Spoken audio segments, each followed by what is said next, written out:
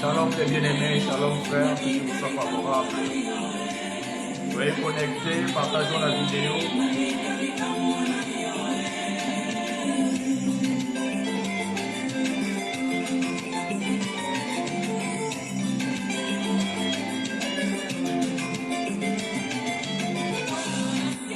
Alléluia.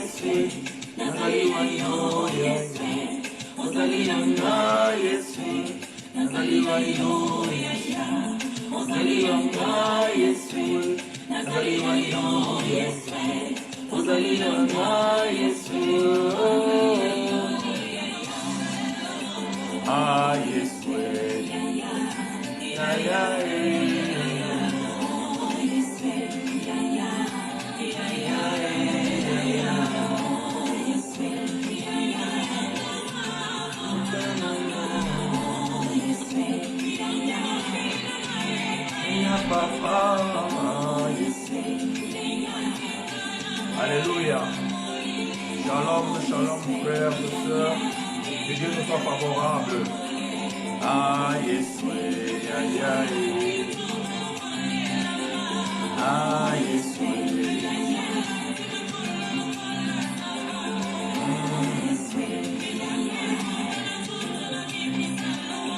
ah, yes, aïe, aïe. Ah, yes, aïe, aïe. Ah, yes, aïe, aïe.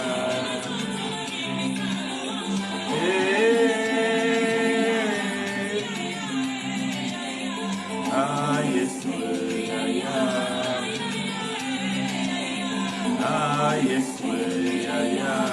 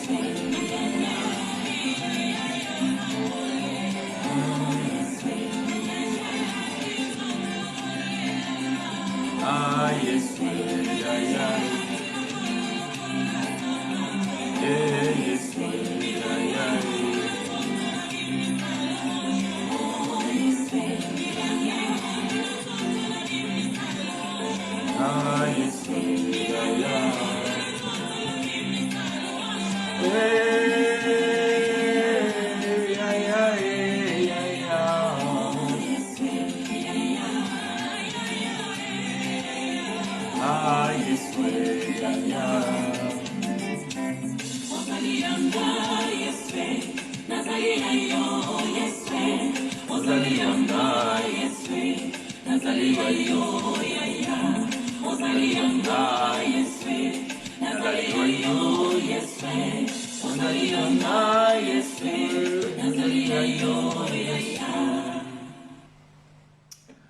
Alléluia. Shalom, shalom peuple de Dieu, shalom les frères et sœurs, que Dieu nous soit favorable encore une fois dans cette bonne journée que l'Éternel nous a confiée. Frères et sœurs, donc nous sommes là comme tous les dimanches lorsque Dieu nous fait grâce de pouvoir nous réunir afin que nous puissions partager ainsi dit l'Éternel. Nous vous saluons tous au nom de notre Seigneur Christ, le Sauveur. Nous disons Shalom. Avant toute chose, bien-aimés, nous voulons rendre gloire à celui qui est au-dessus de tout, celui qui nous a accordé cette opportunité, celui qui nous a fait grâce de pouvoir nous retrouver encore dans cette église virtuelle. Père, nous te célébrons. Nous te louons, toi qui es au-dessus de toutes les choses. Ton nom est si puissant et si merveilleux. Nous te disons merci pour cette matinée, ainsi que pour la grâce que tu déverses sur nous, et cette grâce qui déborde sur nos têtes jusqu'aux orteils. L'Éternel, c'est à toi que nous nous confions ce matin, et à toi tout simplement la gloire et l'honneur, parce que nous savons qu'au-dessus de toi, il n'y a que ta couronne de gloire. Et tu es incomparable, voilà pourquoi ce matin, par l'assistance de ton Saint-Esprit, Père, nous disons, enseigne-nous. Comme nous le disons dans cette école de grâce, nous sommes tous des élèves et nous avons les maîtres par l'excellent, celui qui est le Saint-Esprit. Ainsi, Père, nous avons prié en te disant Amen. Que Dieu nous soit favorable, frères et sœurs, que Dieu soit glorifié. Ce matin, bien-aimés, nous allons encore une fois apporter, nous allons encore une fois apporter la lumière dans les Saintes Écritures. Vous savez que lorsque, bien-aimés, nous lisons la Bible, nous recommandons à chacun d'entre nous de pouvoir lire la Bible attentivement et pouvoir respecter les temps verbaux, de pouvoir respecter le contexte du texte, et aussi de pouvoir respecter l'auteur du livre ainsi que les destinataires. C'est ainsi que, bien aimés, nous avons l'habitude de procéder et c'est ainsi que l'Éternel nous aide à pouvoir comprendre certaines choses. Et par la révélation de l'Évangile, bien aimés, nous allons encore une fois apporter la lumière ce matin. Le thème de ce matin, elle s'intitule confesser ses péchés à Dieu aujourd'hui dans la grâce, c'est une abomination envers lui. Je répète le thème, confesser ses péchés à Dieu aujourd'hui dans la grâce, c'est une abomination envers lui. Dans d'autres termes, ça veut dire quoi? Ça veut dire que lorsque nous nous sommes réunis dans une assemblée, où nous sommes réunis quelque part, ou même lorsque nous sommes chez nous et que nous prions Dieu en lui disant que Seigneur pardonne mes péchés, cela veut dire que nous sommes en train de nous moquer de Dieu. Nous allons donner les explications, nous allons parler, nous allons dire pourquoi et nous allons apporter la lumière à travers les Écritures. Voyez-vous, bien-aimés, nous avons l'habitude de le dire dans nos enseignements, nous prêchons et nous disons que quand tu commets une faute envers quelqu'un, tu dois aller voir cette personne et régler cette situation. Ça veut dire que si tu dois t'excuser, tu dois t'excuser envers la personne que tu as causé du tort. Tozolo baboye eteke kosenga bolimbisi ya masumu epai na tata Nzambe ezali kozanga kososola oyo Nzambe asalela biso. Et na mateya na biso toteyaka eteke soki moto azali na likambo na moninga na ye esengeli okende komona ye po ete osenga bolimbisi ya mabe oyo saleli ye e na yango likambo wana esili entre bino. Me kokende komona Nzambe ou bien kokende pa ina nzambe, ou bien kosambela pa ina nzambe oyo ozali komona te, et tolobi wana ezali kozanga kososola boyebi. Donc, bien aimé, le thème qui s'affiche, confesser ses péchés à Dieu aujourd'hui, dans la grâce, c'est une abomination envers lui. Ah, frère chinois. Bamakambo pe yokomote ya biso, yokomi koleke la biso, parce que Bibli et le Biboye, parce que bate ya biso boye, parce que oui. Bien aimé, les gens disent que ce que frère chinois est en train de prêcher, c'est que les bien-aimés dans la grâce ils prêchent. Parfois c'est compliqué parce qu'on nous a enseigné ceci, on nous a dit ceci. Mais c'est quoi alors? Où est la vérité? Bien aimé, la vérité il se trouve dans la parole. La vérité il se trouve dans la Bible. La vérité il se trouve dans la compréhension des Écritures. Il y a 2 semaines de cela, je vous avais parlé dans mon intervention, j'avais dit quelque chose. J'ai dit dans la Bible, il y a des versets que nous appelons des versets troublants. Les versets troublants, bien aimés, je vais répéter peut-être pour ceux qui n'ont pas eu l'occasion de voir cet enseignement-là, lorsque j'avais parlé de ça. Les versets troublants, bien aimés, ce sont des versets que lorsque nous les lisons, nous avons une compréhension globale. Et souvent, ces versets peuvent nous induire à l'erreur dans la compréhension parce que la Bible telle que nous l'avons aujourd'hui, bien aimé, la Bible n'a pas été écrite dans nos langues. La Bible a été écrite dans la langue hébraïque et la langue araméenne. Ça, c'est une portion comme le livre de Daniel. Et la Bible que nous appelons le Nouveau Testament, selon les théologiens, disent que cela a été écrit en grec. Mais nous comprenons qu'elle aussi, elle a été traduite certains livres en grec. Parce que remarquez, quand Paul va écrire aux Juifs qui étaient dispersés, Pierre plutôt, il devait écrire dans une langue qui était familière. Ça veut dire que Pierre parlait hébreu et il devait aussi écrire en hébreu pour les Juifs qui étaient dans d'autres pays dont parlaient plusieurs langues.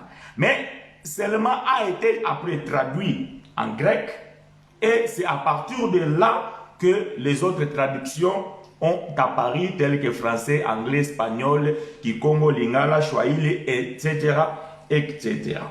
Et de ce fait, bien aimé, lorsque la Bible a été traduite, il y a des mots, il y a des termes que dans la langue hébraïque ou bien grecque ont des significations précises et que dans nos langues n'ont pas eu ou bien n'ont pas trouvé des mots ou bien des termes convenants.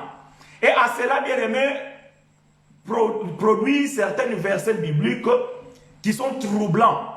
Pourquoi troublants? Quelque chose qui est troublant, c'est lorsque nous lisons et nous les comprenons autrement. Voyez-vous?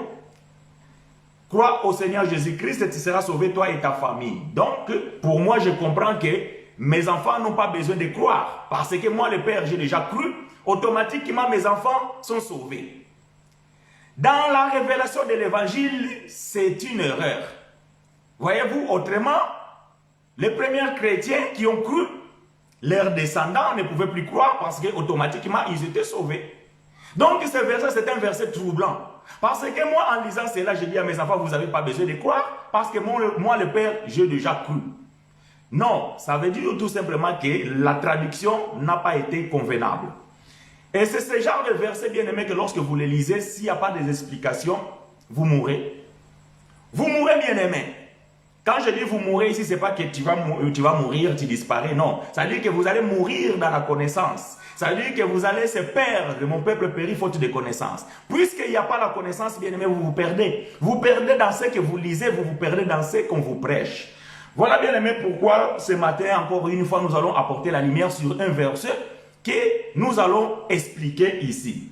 Je suis dans le livre de 1 Jean, chapitre 1, versets 9 et 10. Surtout le verset 9, mais nous allons lire aussi le verset 10. 1 Jean, chapitre 1, verset 9 à 10. Que Dieu vous soit favorable, frères et sœurs. Partagez la vidéo, appelez les amis, parce que nous sommes déjà là au rendez-vous. Je suis en train de dire que, bien aimé, nous allons lire l'épître de frère Jean, l'apôtre.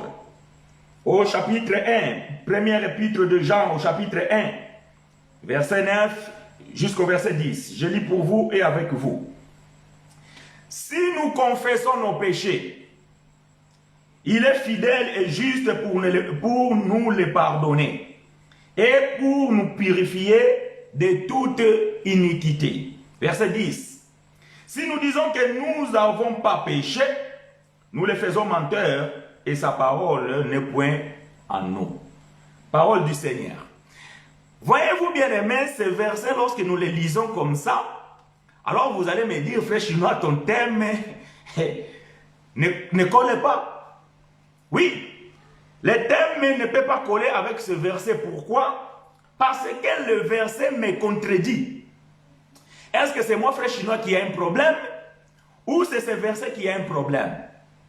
Non, moi je n'ai pas de problème. Le verset aussi n'a pas de problème. Mais le problème c'est dans la compréhension de nous, les hommes. Le problème c'est dans l'interprétation des Écritures. Frère, je répète ça pour que cela soit clair. Nous disons ceci, lorsque vous lisez la Bible, vous devez savoir que la Bible, il y a un auteur et il y a un destinateur. Donc quand Jean écrit, il a écrit pour des individus. Un peuple précis. Et d'où nous devons comprendre que si nous comprenons à qui Jean s'adresse, cela va nous faciliter la compréhension de ce que Jean a écrit. Voyez-vous? Mais aujourd'hui, le problème des religieux, c'est que lorsque nous lisons la Bible, nous prenons toute la Bible comme parole de Dieu et nous devons l'appliquer brutement tel que nous le lisons. Ça, c'est un défaut.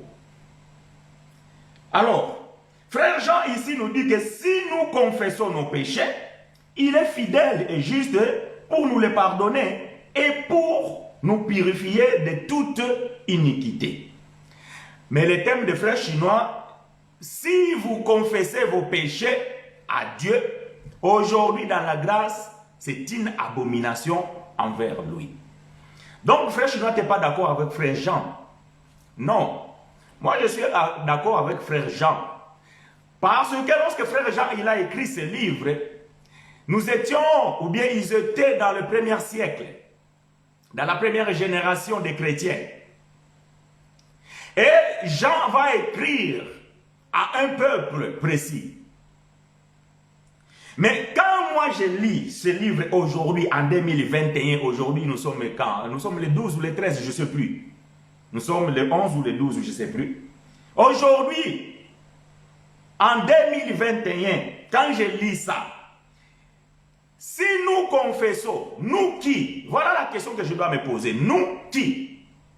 Donc, Jean, il est inclus. Voyez-vous, c'est comme ça, bien aimé, qu'on comprend les choses. Donc, l'auteur de livre, Mokomi Amukanda Oyo, Azali Nakati Alisolo. On est là, qu'on bazali ko sosola, teta on la Bible. Soki biso totatoli masumu na biso. Donc mutazoko koma aza na kati ya lisolo. Mais soki totandiamo lelo na 2021 et que soki biso na tomitie biso lelo ngai chinois bino bandeko bozo landanga et sengeli peto mema mutakomaki makambango lelo po ye pasa na kati ya masolo ango. Est-ce que quelqu'un me reçoit? Voyez-vous? Donc nous devons amener frère Jean aujourd'hui si nous voulons nous inclure dans le texte. Ça, ce n'est pas une doctrine, bien aimé. Quand la chose, lorsqu'elle est doctrinale, elle est valable pour eux dans ces temps-là et valable aussi pour nous aujourd'hui. Mais ici, ce n'est pas une doctrine. Malheureusement, aujourd'hui dans les assemblées, ils ont fait de cela une doctrine. Et nous allons vous expliquer où est l'erreur. Vous rentrez dans une assemblée, on vous dit, nous allons confesser nos péchés à Dieu. Mais pourquoi, bien aimé, vous allez confesser? Oh, la Bible dit, si nous confessons nos péchés. Ah, voyez-vous, la Bible dit. Qui c'est qui a dit ça? C'est frère Jean. Mais Jean, lui-même, il est inclus dans la phrase. Si nous confessons, c'est-à-dire, moi Jean, toi Pierre, Jacques, Matthieu et les autres, si nous confessons nos péchés, il est fidèle pour nous pardonner. Mais bien aimé, Jean lui-même, dans chapitre 3, verset 4, il va définir c'est quoi les péchés. Jean va dire que les péchés, c'est la transgression de la loi. Quiconque transgresse la loi de Dieu, il commet un péché. Donc le péché, c'est la transgression de la loi. Voilà comment lui-même Jean va définir les péchés. Mais c'est quoi le problème ici alors? Le problème ici, c'est que Jean n'a jamais prêché la grâce. Voilà d'où mon thème, mais je précise bien que confesser ce péché aujourd'hui dans la grâce, c'est très important. Parce que si vous ne comprenez pas ces choses comme ça, vous allez mal me comprendre. Donc je suis en train de parler dans le temps de la grâce. Dans notre temps aujourd'hui, là où la grâce est à 100%. Donc frère Jean, lorsqu'il prêchait, Jean n'a jamais prêché la grâce. C'est quoi la grâce? La grâce, bien aimé, c'est une révélation donnée à un homme pour transmettre à un peuple. Je ne définis pas la grâce. La définition de la grâce est une faveur imméritée. Ce n'est pas ce que je suis en train de définir. Je suis en train d'expliquer la grâce dans sa globalité.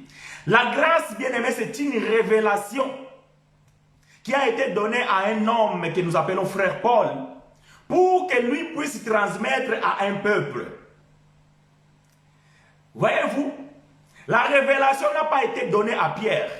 La révélation n'a pas été donnée à Jean. La révélation n'a pas été donnée à Matthieu. La révélation n'a pas été donnée à Philippe. La révélation n'a pas été donnée aux 12 qui ont marché avec Christ. Mais la révélation a été donnée à frère Paul. Maintenant, lui, frère Paul, qui reçoit la révélation. Or, la révélation, c'est quoi, bien-aimé? La révélation, c'est l'interprétation de la parabole. J'aime ces choses. Jésus va dire ceci. L'heure vient, un temps viendra où je ne vous parlerai plus en parabole, mais je vous parlerai ouvertement. Voyez-vous? Donc nous comprenons que la parabole, c'est un code caché. C'est un code QR. C'est un code barre. Donc la parabole, bien aimé, ça cache un enseignement. Donc la parabole, c'est un mystère. C'est quelque chose qu'on doit dévoiler. C'est quelque chose qu'on doit comprendre. Et bien aimé, lorsque la parabole est révélée, c'est alors que nous disons qu'il n'y a plus de mystère. Or, tout ce que Christ a parlé, il a tout parlé en parabole. Voilà pourquoi lui-même va dire que l'heure vient. Or, l'heure vient là, bien aimé, c'est une dispensation. C'est la dispensation de la grâce, la nouvelle alliance. Donc, quand Christ parlait ces choses, ils étaient sous la loi. Parce que Paul dit que Christ est né sous la loi. Donc, quand Jésus de Nazareth, fils de l'homme, parlait à ses disciples ces choses, ils étaient sous la loi. Et dans la loi, bien aimé, nous savons que la loi ne contenait pas la vérité. Et Jésus parlait en parabole. Et il dit que l'heure vient. C'est l'heure qui vient là, c'est la nouvelle alliance. Et dans la nouvelle alliance, je donnerai la révélation. Malheureusement pour Pierre, Jean et Jacques, lorsque Pierre, Dieu va les révéler, les mystères, Pierre va refuser. Et Actes chapitre 12. Pierre va refuser la révélation. C'est alors que Christ va faire la rencontre des bien-aimés frères Paul, Saul de Tarse, sur le chemin de Damas. Et c'est lui que Christ va confier les mystères, la révélation de ces choses pour le peuple païen. Voyez-vous? Voilà là où il y a la différence. Remarquez maintenant que Jean et Paul n'ont pas prêché le même évangile. Pierre et Paul n'ont pas prêché le même évangile. Jacques et Paul n'ont pas prêché le même évangile. Je cite ces frères-là parce que c'est eux qui ont écrit quand même certains livres dans la Bible. Jude, les bien-aimés frères, demi-frères de Jésus, n'a pas prêché la révélation.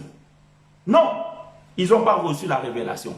Ils ont prêché, ils avaient le mystère de la condamnation et de la mort et ils ont prêché la circoncision. Donc, ils ont prêché la loi.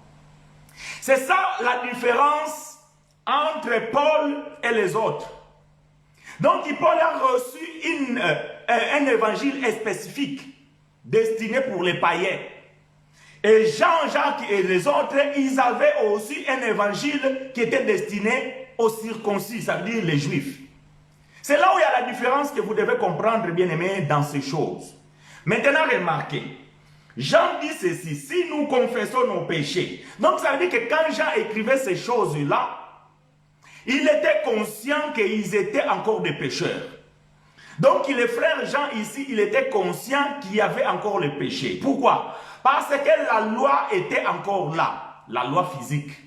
Bien que Christ avait aboli la loi spirituelle, mais le temple étant d'abord encore debout, il continue à faire les sacrifices et tous les rituels que Moïse avait donnés dans la loi. Et Jean savait bien que lorsque nous obéissons pas à la loi de Dieu, nous les transgressions. Or, que celui qui transgresse la loi commet un péché. Et Jean était conscient de ces choses. Voilà pourquoi Jean va dire que si nous confessons nos péchés, il est fidèle et juste pour nous pardonner. Mais vous allez comprendre, même lui Jean, il était confus, faute de la révélation. Lui-même, Jean, il va le dire, je pense que dans 1 Jean 3, 5, il va dire que vous le savez que Christ est apparu pour ôter le péché. Mais Jean n'avait pas la certitude, Jean n'avait pas Jean n'avait pas la révélation que ce qu'il est en train de dire, c'est quelque chose qui est déjà consommé. Mais remarquez maintenant la différence entre la prédication de Jean et la prédication de Paul. Et vous allez remarquer que dans tous les livres que Paul a écrits, Paul n'a jamais recommandé à qui que ce soit de demander pardon à Dieu. Ça, je vous l'ai dit. Vous pouvez faire des recherches et celui qui trouve un verset contraire, il me le dit. Et nous sommes faibles devant les Écritures, nous nous inclinons. Mais moi, je ne l'ai pas encore vu. Et je crois que dans la prédication de Paul, ce n'était pas dans sa philosophie, ni dans la révélation qu'il a reçue. Vous allez remarquer que Paul prêchait le contraire de ce que les bien-aimés de la circoncision prêchaient. Maintenant, écoutez ce que Paul va dire. Nous sommes dans le livre de Colossiens chapitre 2, versets 13 et 14. Colossiens chapitre 2, versets 13 à 14. Je lis pour vous et avec vous. Vous qui étiez morts par vos offenses et par l'incirconcision de votre chair, il vous a rendu à la vie avec lui, en nous faisant grâce pour toutes nos offenses. Il a effacé l'acte dont les ordonnances nous condamnaient et qui subsistait contre nous, et il a détruit en les clouant à la croix. Ah! Voyez-vous, le discours de Paul ne colle pas avec celle de frère Jean. Mais ce que Paul est en train de dire ici, c'est une révélation. Lorsqu'il est monté au 3e ciel, Paul reçoit la révélation. Et Jésus va le dire, Christ lui-même dans le 3e ciel, il va révéler à Paul que l'œuvre de la croix a consommé le péché. Voilà pourquoi Paul va dire qu'il nous a fait la grâce et il a pardonné toutes nos offenses. Donc il a pardonné tous nos péchés. Donc leurs péchés à eux. Je ne parle pas de nous parce que nous, bien-aimés, nous ne sommes pas nés sous la loi. C'est pour cela que Paul dit que vous qui étiez morts par vos péchés, voyez-vous, qui étaient morts par leurs péchés? Les gens qui ont vécu la première génération, qui étaient nés sous la loi, qui ont passé la transition, qui ont vécu l'état de la cohabitation des alliances. Paul est en train de leur rappeler que vous étiez morts dans vos péchés. La Bible déclare, tous ont péché, ont été privés de la gloire de Dieu. Donc vous étiez privés de la gloire de Dieu. Donc être privé de la gloire de Dieu, c'est être mort dans vos péchés. Voilà ce que Paul voulait dire. Vous qui étiez morts dans vos péchés, voyez-vous, donc Jean, Jacques, Matthieu, tout ça, tous, Paul et compagnie, tous qui étaient nés sous la loi, ils étaient morts, ils étaient privés de la gloire de Dieu. Mais Paul dit qu'il nous a rendus à la vie avec lui. Et nous faisant grâce pour toutes nos offenses. Dans d'autres versions, on dit, et il nous a pardonné de toutes nos péchés. Toutes, sans exception. Ah, maintenant posons la question, est-ce que Jean et Paul ont vécu des temps différents? Non. Eux tous ont vécu les premiers siècles. Ils ont vécu dans la première génération. Donc quand Paul prêchait ces choses, de l'autre côté, Jean aussi prêchait ce qu'il a dit. Voyez-vous? Mais ce que nous devons comprendre, il y avait deux évangiles. Il y avait un évangile de la grâce qui était la révélation, et il y avait un autre évangile qui était l'évangile de circoncision, qui était un évangile troublant. J'aime ces choses. Donc, dans ces temps-là, dans la cohabitation des alliances, il y avait un évangile qui appartenait encore dans par l'ancienne alliance, et il y avait un autre évangile qui appartenait déjà dans la nouvelle alliance. Donc, c'est les deux ministères qui se croisaient, qui cohabitaient ensemble. Ce n'est pas moi qui le dis, je n'invente rien. Je vous donne les Écritures. Écoutez, Galates chapitre 2, versets 6 à 9. Galates chapitre 2, versets 6 à 9. Je vais lire dans la version Semeur. Écoutez, Galates chapitre 2, versets 6 à 9, la version Semeur.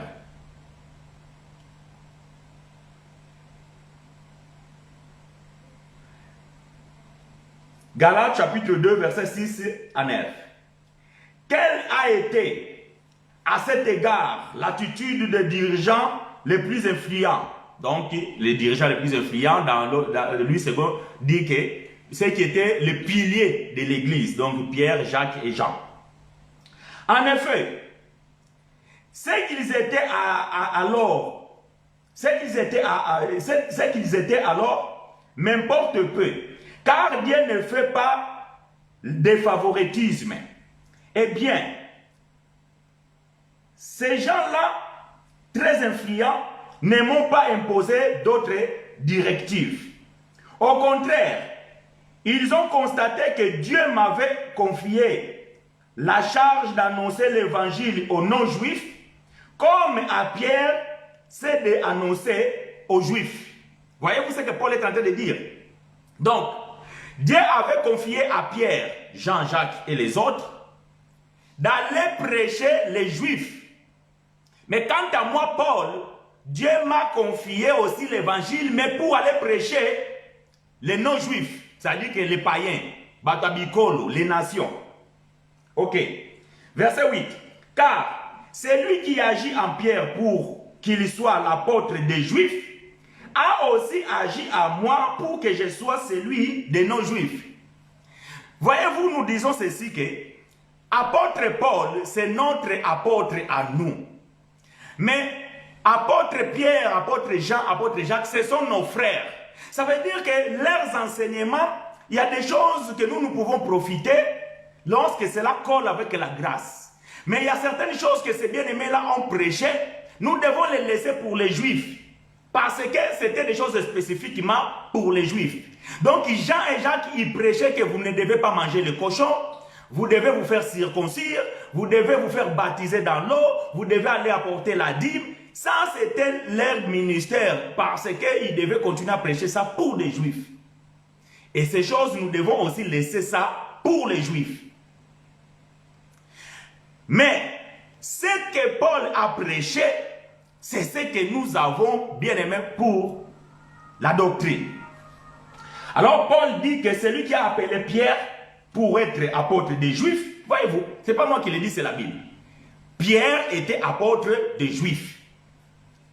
Paul était apôtre des non-Juifs. La Bible est claire. Donc quand il dit Pierre ici, il dit aussi Jean et compagnie. Vous allez comprendre même en bas des versets. Verset 9, écoutez maintenant, Paul va citer les noms. Verset 9. Ainsi, Jacques, Pierre et Jean, donc les trois qui étaient les piliers de l'Église, les apôtres les plus considérés. Voilà pourquoi vous allez constater dans la Bible que quelqu'un comme Philippe, comme Bartimée, comme Jacques, fils de Zébédée, tout ça, là, ils n'ont pas écrit. Ils étaient des apôtres, mais ils étaient ils accompagnaient les 3 apôtres qui étaient des piliers, c'est-à-dire que Pierre, l'apôtre, Jean, l'apôtre le bien-aimé, et Jacques. Attention, Jacques ici, ce n'est pas Jacques le disciple, non. Jacques ici, c'est Jacques, le frère de Jésus. Parce que ça, c'est très important. Paul va dire ainsi Jacques, Pierre et Jean, qui sont considérés comme colonnes de l'Église, ont reconnu que Dieu, dans sa grâce, m'avait confié cette tâche particulière. Quelle était cette tâche particulière? C'était de prêcher l'évangile de la grâce. C'est une tâche particulière. Moi, votre bien-aimé frère chinois, Dieu m'a confié une tâche particulière. Voilà pourquoi nous ne prêchons pas comme tout le monde. Parce que nous avons une particularité, c'est que nous prêchons la grâce de Dieu. Ça, c'est quelque chose de particulier. C'est une tâche particulière que Dieu nous a confiée, que Dieu avait confiée à bien-aimé frère Paul. C'était particulier. Alors que les autres, ils avaient quelque chose de commun. Tous y prêchaient de la même manière, mais lui, il avait une tâche particulière. Aujourd'hui, tout le monde prêche pareil, mais nous avons une tâche particulière. J'aime ces choses. C'est pourquoi ils nous ont serré la main à Barnabas et à moi, en signe d'accord et de communion. Et nous avons convenu ensemble, voyez-vous, c'est-à-dire ils se sont mis d'accord entre Paul, Barnabas et Jean, Jacques et Pierre. Ils se sont mis d'accord. Paul dit que, et nous avons convenu ensemble que nous irions, nous, vers le peuple païen, tandis que eux se consacraient aux Juifs. Ah, donc quand Jean écrit, il était consacré pour les Juifs. Donc Jean va écrire l'épître aux gens, aux Juifs. Et qu'est-ce que Jean va écrire? Jean va écrire ce qu'il a vu, ce qu'il a entendu et ce qu'il a appris du Seigneur Jésus. Alors que Paul va enseigner quoi? Paul va enseigner ce qu'il a reçu. Dans Galates chapitre 1, verset 12, Paul va expliquer que l'évangile que je prêche, je ne l'ai pas appris à un homme. Ça dit, ce n'est pas Jean, ce n'est pas Pierre, ce n'est pas Jacques qui m'ont appris ça. C'est une révélation du Seigneur. Voyez-vous la différence? Ça veut dire ce que Paul prêche, c'est une révélation. Mais ce que Jean et Jacques ont prêché, c'est ce qu'ils ont appris, c'est ce qu'ils ont vu. Donc, dans d'autres termes, Jean, Jacques et Pierre prêchaient Jésus de Nazareth. Mais Paul prêchait Christ ressuscité. C'était une révélation. Ah, frère Chinois, Makambo Yoso Kolobo, Yopenza Yoso troublé Bisso. Ok, je vais donner les Écritures.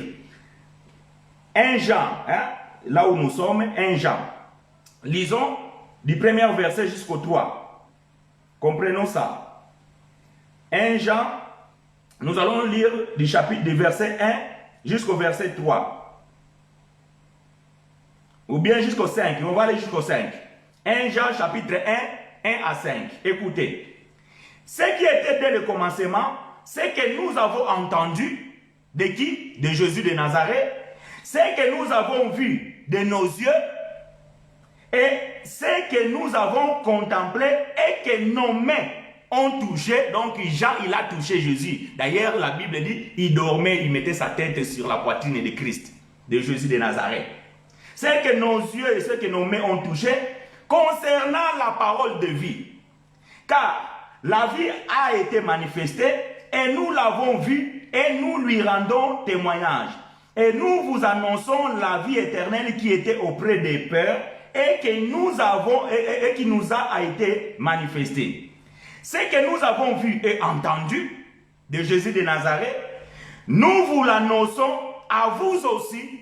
Donc Jean annonce quoi? Jean annonce ce qu'il a entendu. Oh, Jésus aussi, quand il était dans le monde, avant de mourir, il disait quoi?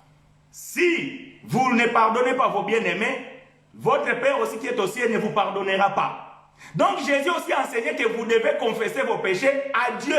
Tout à fait normal, parce que lui-même, Jésus qui devait ôter les péchés, n'était pas encore mort. C'est logique. Voyez-vous, la parole elle-même s'explique. La Bible, bien aimée, ne s'explique pas avec la philosophie. C'est la Bible elle-même qui s'explique. Donc, ce que Jean a entendu de la bouche de Jésus de Nazareth, c'est ce que Jean aussi répète. Donc, Jean n'a pas prêché une révélation. Jean, il a prêché ce qu'il a entendu et ce qu'il a vu. Mais Paul, il dit que si vous avez connu Jésus selon la chair, tu vois comment Paul parlait à Jean, à Pierre et Jacques? Parce qu'ils étaient vantards, c'est ce que Jean est en train de dire. Nous avons vu, nous avons entendu, nous l'avons touché. Quand Paul a entendu ce genre de discours, il a dit, frère, ce que vous avez vu là, ce Jésus de Nazareth là que vous avez connu selon la chair, dans la grâce, nous ne le connaissons plus de cette manière-là. 2 Corinthiens chapitre 5, verset 15 à 16. Voyez-vous? Si on a connu Jésus selon la chair, dès maintenant là, ça veut dire que quand Paul prêchait jusqu'aujourd'hui, jusqu'à demain, bien aimé, nous ne les connaissons plus selon la chair. Moi, sinon, je ne peux pas prêcher Jésus que je n'ai pas vu. Comment je vais vous dire qu'il était noir, il était blanc, il était petit, il était gros, il avait des barbes, il avait... Je ne peux pas. Je ne peux pas. Donc si aujourd'hui je vous dis que Jésus était barbu, ça veut dire que ça doit être une révélation. Parce que je n'ai pas vécu avec lui. Voilà la différence que Paul aussi avait avec ce bien-aimé. Paul a connu Christ par la révélation. Mais Jean, il a connu Christ physiquement. Et Jean devait prêcher quoi? Il devait prêcher ce qu'il a appris. 2 Corinthiens chapitre 5, verset 15 à 16, ma soeur. Verset 15 à 16. Voyez-vous, je continue. Verset 3. Ce que nous avons vu et entendu, nous l'avons annoncé à vous aussi, afin que vous aussi, vous soyez en communion avec nous. Or, notre communion est avec le Père et avec son Fils Jésus-Christ. Et nous écrivons ces choses afin que notre joie soit parfaite. La nouvelle que nous avons apprise de lui, et que nous avons annoncé ce que Dieu est lumière et qu'il n'y a point en lui de ténèbres. Voyez-vous? La Bible c'est clair. Donc ce que Jean a prêché, c'est ce qu'il a vu. Ce qu'il a entendu de Jésus de Nazareth. Jean n'a pas dit ici que j'ai reçu une révélation. Non. Il prêche ce qu'il lui-même il a vécu. Mais il ne savait pas que même Jésus disait déjà qu'il y a un temps qui viendra où toutes ces choses, ça doit passer. Ça veut dire qu'il y aura une nouvelle terre. Parce que quand les gens lisent dans la Bible une nouvelle terre, ils pensent que cette terre va disparaître. Après, il y aura une nouvelle terre. Non. Il y aura une nouvelle terre, c'est le changement de dispensation. Quand Dieu avait détruit le monde dans le temps de Noé, le monde n'a pas été détruit. Ça, c'est les expressions comme on les dit. Ça veut dire quoi? Ça veut dire que Dieu a préservé Noé et sa famille et certains animaux. Et toute la terre était inondée. Donc, la terre, le monde est devenu comme au commencement. Au commencement, il y avait l'abîme. Il n'y avait que de l'eau. Et Dieu va appeler une terre sous l'eau. Et après, il va séparer les eaux du ciel et les eaux d'en bas. Et cette nouvelle terre, Dieu va faire pousser les arbres et tout ça là, et il va mettre les animaux et il va mettre l'homme. C'est aussi ce qui s'est passé lorsque Dieu a renouvelé la terre au temps de Noé. Lorsque le déluge a commencé à baisser, une nouvelle terre est sortie et l'arche va ouvrir ses portes et Noé va sortir avec les animaux, avec une nouvelle terre. Donc dans cette terre-là, il y avait quoi? Il n'y avait pas des maisons, il n'y avait rien, il devait tout reconstruire à nouveau parce que c'était une nouvelle terre. Ça dit c'est un temps qui vient de passer, une dispensation qui vient de passer.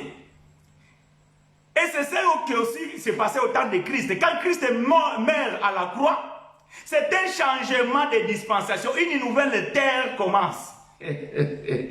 Nalingiango, Kitoko. J'aime ces choses.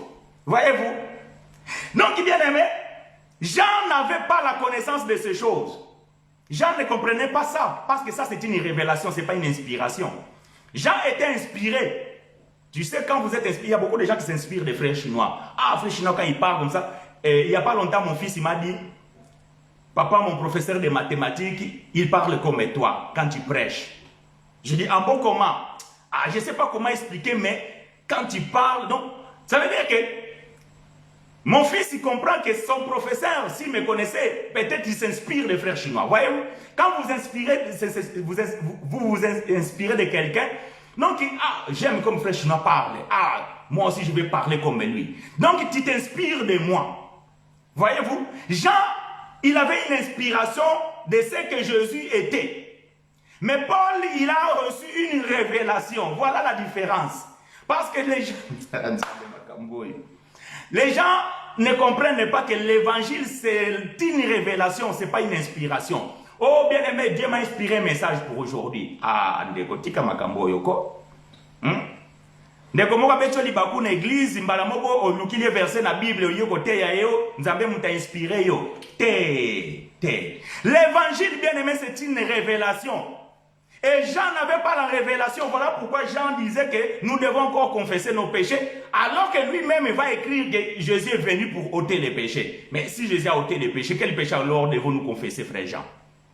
Ah, frère, tu comprends, lui-même est le maître aussi, il enseignait comme ça. Oui, mais lui aussi il disait que temps viendra où il doit mourir pour que les choses anciennes passent et toutes les choses deviennent nouvelles. Ah, tu as raison, frère chinois. Même frère Jean me donne raison.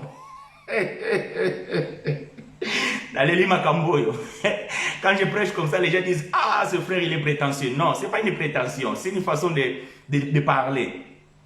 Si Jean aujourd'hui ressuscite, il vient aujourd'hui, il va me donner raison.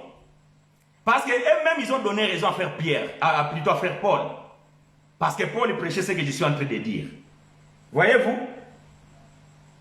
Donc, bien aimé, nous comprenons que Jean ne prêchait pas la révélation. Parce que Jean dit que nous confessons le péché, mais Paul dit que ces péchés, quand Christ est mort à la croix, automatiquement ont été effacés. Ont été effacés, il n'y a plus besoin. Il n'y a plus besoin de confesser le péché. Non. Mais alors, frère, on fait quoi? Ce que nous commettons, ce sont des fautes. Mais ces fautes, tu les commets envers quelqu'un. Ça, on a déjà expliqué ça. Mais on doit les répéter parce qu'il y a des gens nouvelles qui écoutent nos enseignements, n'ont pas le temps d'aller chercher d'autres enseignements. Ils doivent savoir ces choses. Nous disons ceci. Toute autre chose que tu peux commettre qui n'est pas bon, un mal, une faute envers quelqu'un, tu ne l'as pas commis contre Dieu, tu l'as commis contre quelqu'un. Tu as volé le pain de ton frère et tu l'as mangé, le frère est en train de chercher son pain et tu ne veux même pas dire que c'est toi. Tu attends le soir avant de dormir pour dire Dieu, pardonne-moi parce que j'ai volé le pain de mon frère. Non. Même Jésus dans la loi disait que va d'abord demander le pardon à ton frère. Ça, ce n'est pas une affaire de Dieu. Dieu ne va pas te pardonner, bien-aimé, parce que c'est une affaire avec un homme. Tu dois aller résoudre ça. Quel que soit le problème que vous aurez sur cette terre. Oh, hier, je n'ai pas travaillé, mais j'ai dit à mon patron que j'ai travaillé. Tu as menti à ton patron, il t'a payé cette journée que tu n'as pas travaillé. Tu ne vas pas demander pardon à Dieu. Appelle le patron, dis patron, mois prochain, enlève-moi un jour parce que j'étais menti, je n'avais pas travaillé, mais tu m'as payé. Alors tu peux enlever un jour le mois prochain. C'est fini, tu es en règle. Ah, frère chinois, il y a un frère qui m'a dit, ah, non, une sœur plutôt. Mais ce magaman, ils ont ma tata. Mouton a sali ma bena kende. Ah. Donc mouton sali ma beso ko kende osenga bolim cité mais nzambo yo mona kate comme na mona kaete, il y a le bas qui si nous confessons nos péchés, voilà l'erreur. Un verset troublant. Voyez-vous? La sœur m'a dit que la Bible dit si nous confessons nos péchés, il est juste et fidèle. Voilà. Est-ce que c'est la faute de la sœur? Non, il a lu. Et les pasteurs l'ont prêché comme ça. Mais nous disons non. Parce que frère Jean n'avait pas la révélation. Sœur, je lui ai dit, tu ne peux pas aller demander ce pardon à Dieu. Va voir tous ces gens-là que tu fais mal. Et tu as dit, hé, ah, t'es... Oh, pensez comme ma tata. Ah. Vous dites que nous prêchons la grâce et nous disons les gens que vous pouvez vivre comme vous voulez. Maintenant, tu me dis que vous prêchez ce que tu me dis là, c'est trop dur. Voyez-vous que la grâce, c'est dur. Voyez-vous que la grâce, c'est dur.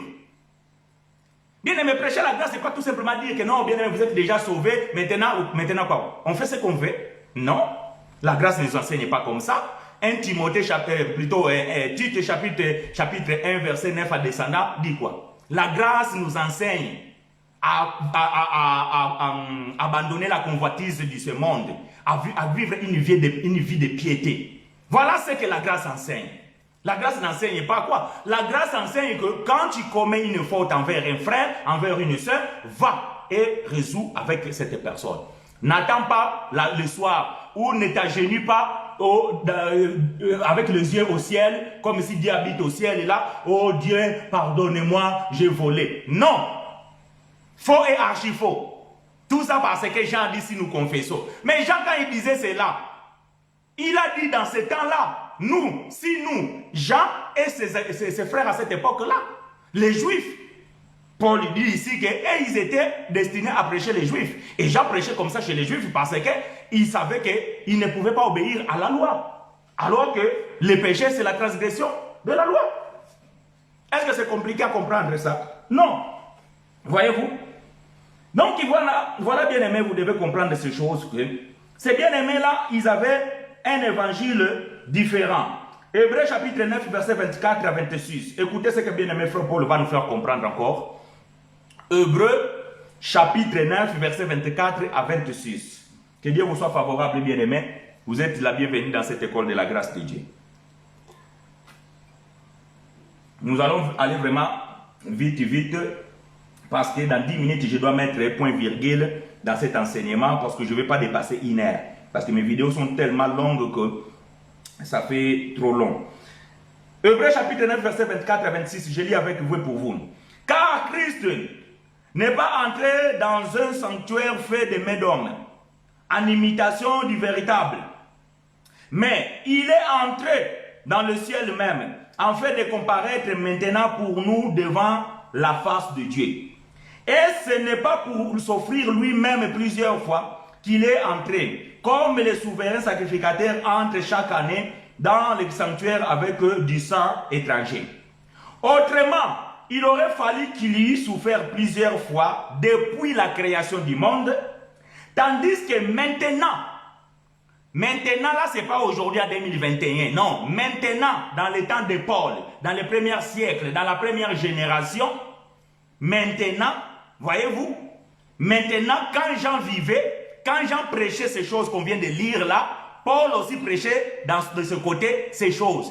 Mais Paul est en train de dire maintenant, donc dans le temps que Jean vivait, Paul va dire que maintenant, à la fin du siècle, ah j'aime ça, bientôt on va parler de la fin du temps selon la Bible et pas selon la religion. Voyez-vous, ils étaient déjà dans le fin du siècle. Alors Matthieu 24 dit, Jésus, les disciples posent la question à Jésus, quand est-ce que sera la fin de ces choses? Quand est-ce que sera la fin du siècle? Mais Paul ici dit qu'ils étaient déjà dans la fin du siècle. Mais maintenant, à la fin du siècle, dans la première génération, dans le premier siècle, ils étaient déjà dans la fin. Et maintenant, à la fin du siècle, il a apparu une seule fois pour abolir les péchés par son sacrifice. Donc, Christ, Jésus de Nazareth, est apparu pour abolir les péchés, c'est-à-dire pour ôter les péchés.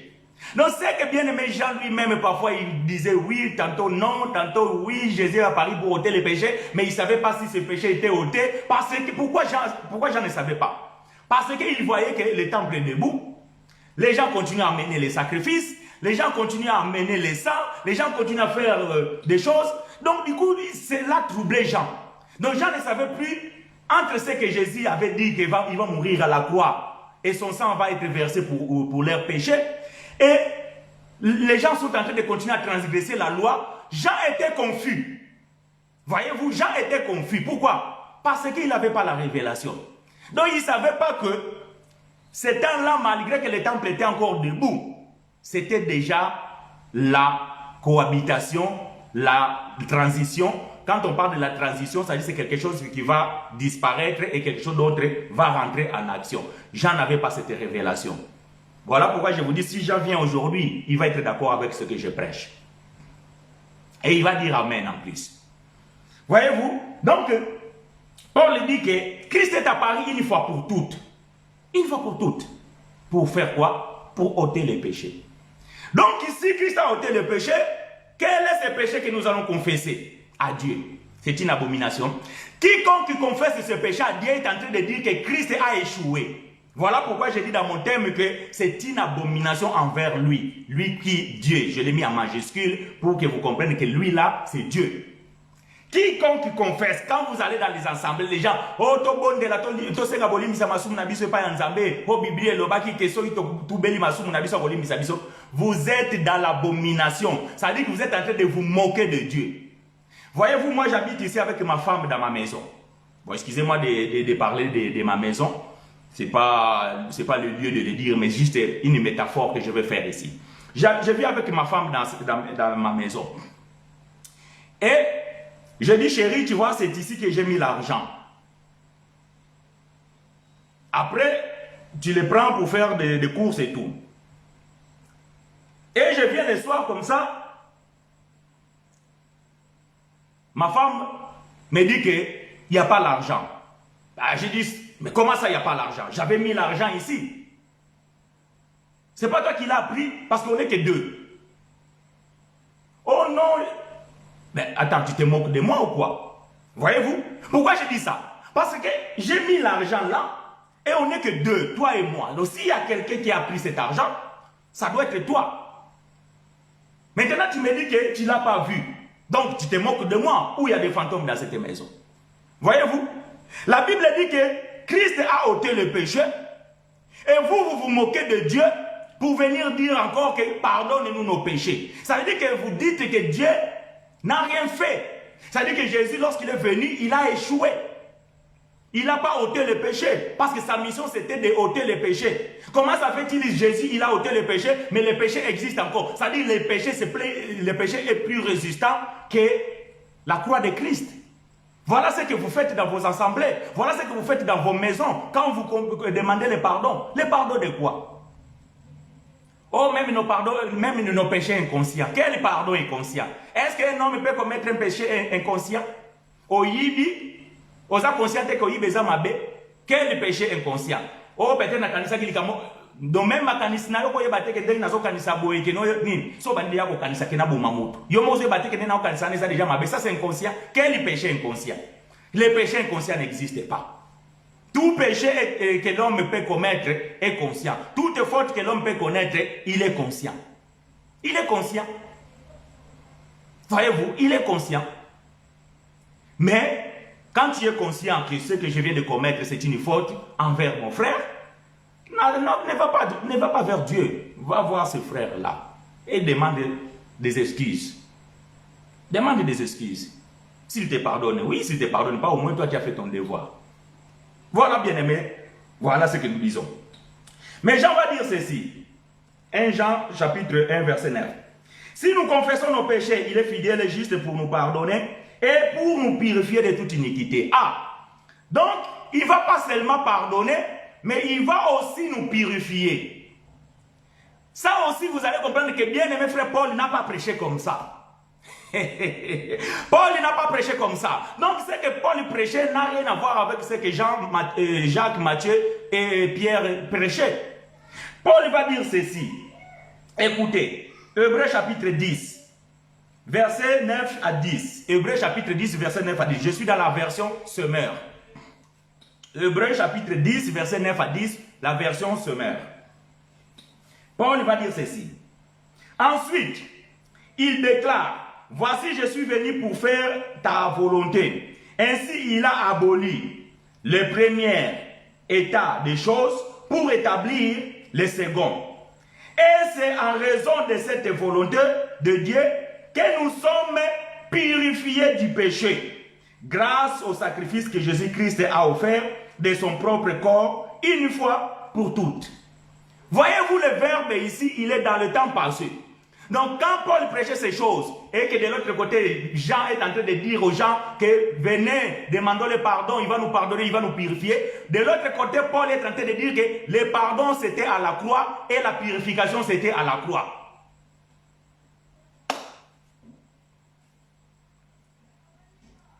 Voyez-vous?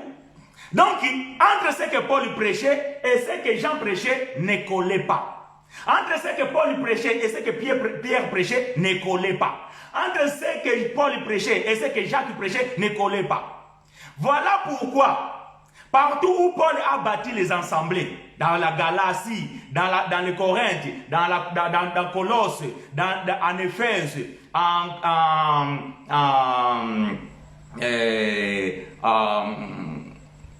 bon, Antioche et compagnie, tous ces régions-là où Paul a bâti les assemblées, Paul prêchait comme ça. Mais quand Paul partait, il y avait des individus qui venaient maintenant prêcher le contraire. Oh frère, Paul nous a dit qu'à la croix, Christ nous a pardonné, on ne peut pas confesser les péchés. Jean arrive, il dit non, vous devez confesser vos péchés. Ah!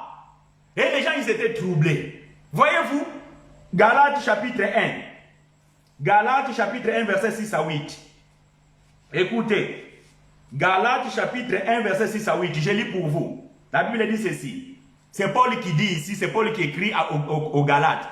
Les frères de Galates, ils ont écrit à Paul, ils ont demandé, frère Paul, c'est que tu nous as prêché ici, il y a des bien-aimés qui sont venus de Jérusalem, ils sont en train de nous dire le contraire. Et ils sont en train de prêcher que non, nous devons confesser nos péchés et Dieu va nous pardonner, il va nous purifier. Alors que toi, tu nous avais dit déjà que non, nous sommes déjà pardonnés. C'est quoi cette histoire? Maintenant, Paul va écrire. Quand Paul écrit, écoutez ce que Paul va dire. Je m'étonne que vous vous détourniez si promptement de celui qui vous a appelé par la grâce de Christ pour passer à un autre évangile. Ah, voyez-vous, il y avait deux évangiles. C'est que Paul prêchait et c'est que les autres prêchaient. Verset 7. Non pas qu'il y ait un autre évangile. Ah, donc Paul dit que malgré qu'il y a deux évangiles, mais l'autre là, ce n'est pas un évangile. Parce que l'évangile, c'est une révélation. J'aime ça. Paul dit que c'est pas qu'il y ait un autre évangile. Mais il y a quoi alors, frère Paul, s'il n'y a pas un autre évangile? Mais il y a des gens qui vous troublent. Kitoko. Ah, j'aime ça. Voyez-vous? Donc Paul dit que c'est bien aimé là, Jean, Jacques, Pierre, Matthieu, tous ces gens-là sont en train de vous troubler. Avec leurs versets, si nous confessons nos péchés, Dieu il est juste fidèle de nous pardonner. Ce sont des versets troublants. Et ces choses ne commencent pas aujourd'hui avec nous. Depuis le temps, ces choses étaient déjà là. Ce genre de choses, ce genre d'enseignements troublaient le peuple. Et Paul dit que ces gens-là vous troublent. Ils veulent tout simplement renverser l'évangile de Christ. Quel était l'évangile de Christ? L'évangile de Christ ressuscité. Ça dit que Christ, il a vaincu le péché à la croix et le péché a été aboli. Voilà l'évangile de Christ. Que Christ n'a pas échoué.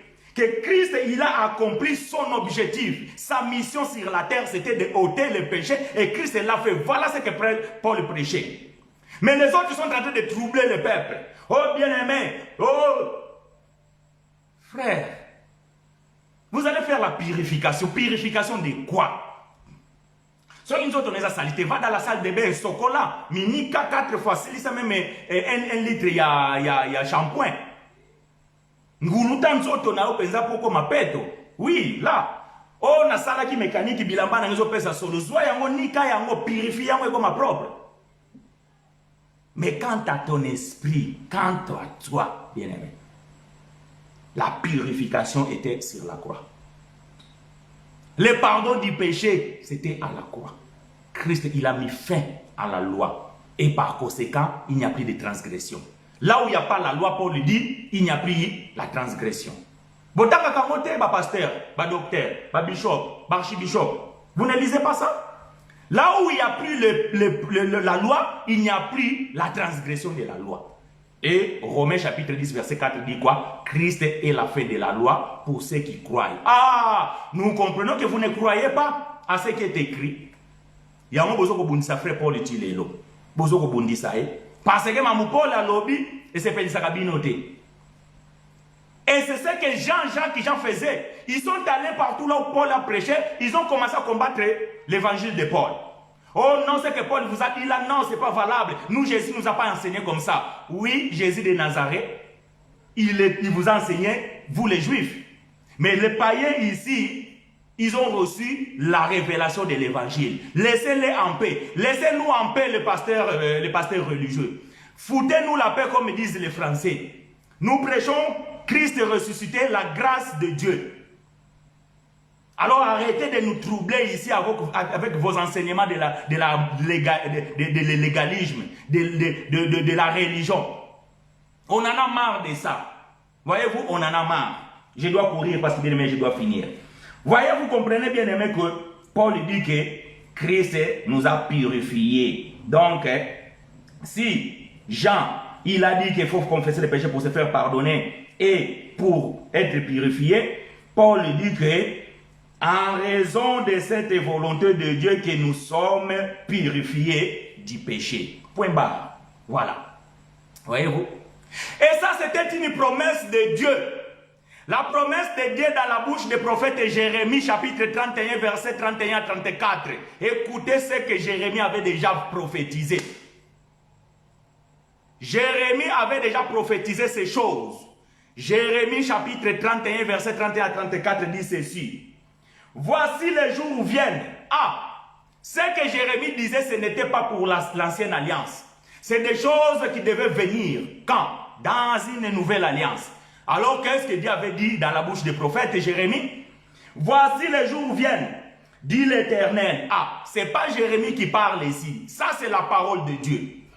J'aime ça. Voyez-vous? Ça, c'est la parole de Dieu. Dit l'Éternel, où je ferai avec la maison d'Israël et la maison de Juda une alliance nouvelle. Donc, ils étaient dans l'ancienne alliance. Dieu promettait déjà une nouvelle alliance.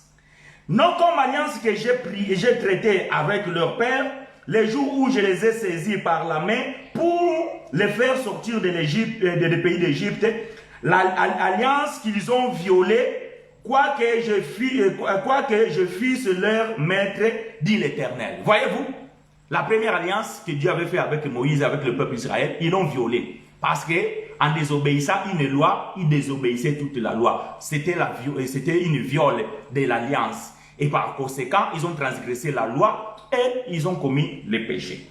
Maintenant, écoutez, verset 33. Mais voici l'alliance que je ferai avec la maison d'Israël. Après ces jours-là, quand? Après la mort de Jésus, voyez-vous, après ces jours-là, après la mort de Jésus, parce que la mort de Jésus, c'est la fin d'une chose et le recommencement d'une autre. C'est la fin de la loi, la fin de l'ancienne alliance et le début de la nouvelle alliance et le début de la grâce. Malgré, il y a les temps transitoires, la cohabitation des alliances, ça on a déjà expliqué ces choses. Mais voici l'alliance que je ferai avec la maison d'Israël. Après ces jours-là, dit l'Éternel, je mettrai ma loi au-dedans d'eux. C'est quoi la loi ici? Ce n'est pas la loi de Moïse, c'est la loi de Christ. Si vous lisez, Frère Paul parle de ces choses, la loi de Christ. Un jour, nous allons expliquer c'est quoi la loi de Christ. Voilà, Dieu dit, je mettrai ma loi, pas mes lois, ma loi. Je mettrai ma loi au-dedans d'eux. Je l'écrirai dans leur cœur. Voyez-vous, la loi de Moïse a été écrite sur des pierres et sur des parchemins. Mais la loi de Christ est écrite dans nos cœurs. Voilà pourquoi Paul va dire, je pense dans 1 Corinthiens 11, où là il va dire que vous êtes une lettre écrite par notre ministère, pas avec de l'encre, mais par le Saint-Esprit, pas sur une pierre, pas sur une tablette de pierre, mais dans une tablette de chair qui est votre cœur. Donc la loi de Dieu s'écrit par le ministère des apôtres, et cette loi est écrite dans le cœur des enfants de Dieu. C'était la prophétie du prophète Jérémie. Je mettrai ma loi dedans eux, j'écrirai ma loi dans leur cœur, et je serai leur Dieu, et ils seront mon peuple. Voyez-vous, aujourd'hui Dieu a un peuple, ce sont les enfants de Dieu.